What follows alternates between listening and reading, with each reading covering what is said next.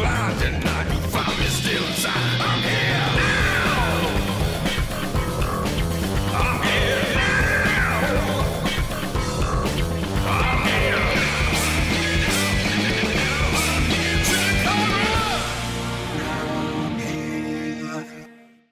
Greetings, Grapple fans. Welcome to your Podcast-A-Go-Go.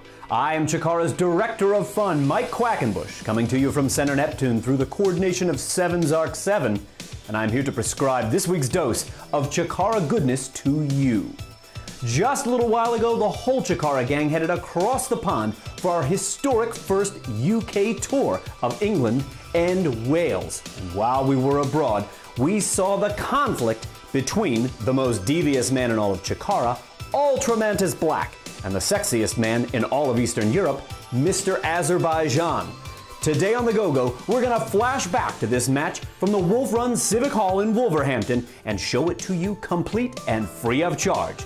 Let's head over to Wolverhampton for UltraMantis Black versus Mr. Azerbaijan. Windy air into the ring, I'm sure. Well, has sounded. We are off and running. I think what we're going to see here is on display some of the Eastern European wrestling style. We are really familiar with the Western European style, whether it's British, German, etc.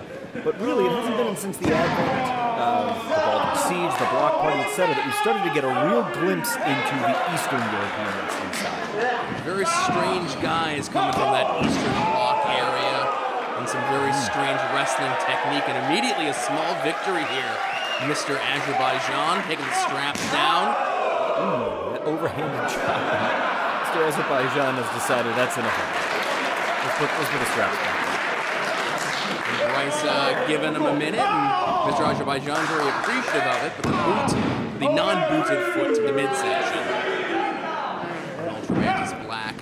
UltraMantis Black now, 13, 14-year veteran. There's a tornado clutch.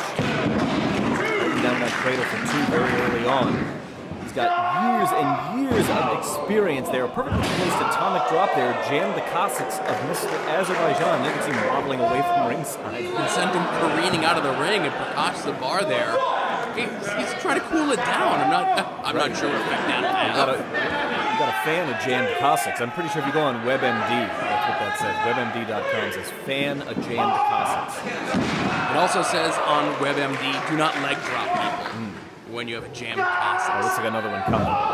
Second atomic drop in a row here. This is the third time overall that he's been dropped on his tailbone if you count that missed leg drop. Talking about fair play there. Page out of the Eastern European playbook of Mr. Azerbaijan, but Mantis, no stranger himself, a little back rake in action. You see there, Prakash Sabar grabbing the leg, and UltraMantis Black allowing Mr. Azerbaijan to gain the advantage. Bryce admonishing him, and Prakash pleading innocence. Mr. Azerbaijan has the advantage here. Picks him up, gonna dump him to the mat there. A really unceremonious drop. This is a trademark of his.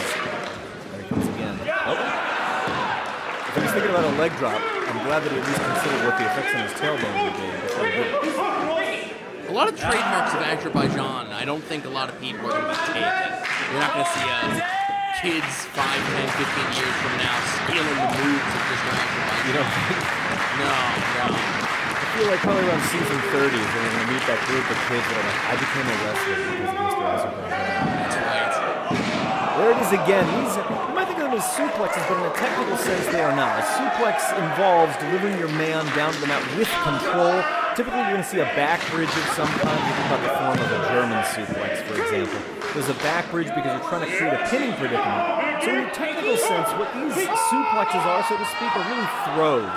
That side suplex where he dumped him, this one here where it starts like a vertical suplex and dumps him, they're really just throws, but they do seem to be something you see recurrent from the Eastern Europeans.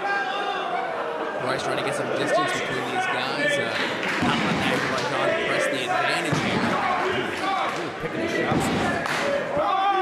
Precision with those left hands. Southpaw follows it up with a big right after a little juking and jiving there. I'm not really sure what to make of that. Oh, what's this? Would have been better served with the knee drop. Some of the most uncoordinated dancing I've ever seen in my life, followed by a missed leg drop. Oh, and some spanks. Right to the hindquarters there, continuing the assault on the already injured Cossacks. Trying to jam it up even further is UltraMantis Black there. I feel like this is exactly what Arn Anderson would do in his place. You find that body part and you stick with it. That's how you win wrestling matches, I understand. That's what UltraMantis wants to do. You don't want to start off the tour with a loss under your belt. And now you see here Mr. Azerbaijan having Bryce check that out. Prakash Sabar. Well, he's not had much success with that as Mr. Azerbaijan does with leg drops. Look at this. Ooh, that Manhattan drop was high. Right on the tailbone. Jackknife rolled a Mantis. He got him. He picked up just that quick. It did pay dividends. He kept going after the Cossacks. He kept jamming up that tailbone, and he picked up 3 in no time flat. You see Azerbaijan, they're still favoring the hindquarters, claiming he got his shoulder up. I hope there's a doctor, a medical professional, someone backstage. Somewhere in England. Certainly. He may be off the tour as a result. Oh, additional punishment now to the Cossacks. Oh, be careful. That's gratuitous. That's right. After the bell, you can risk disqualification if the referee sees fit. But UltraMantis victorious here in the first encounter, and for British eyes only.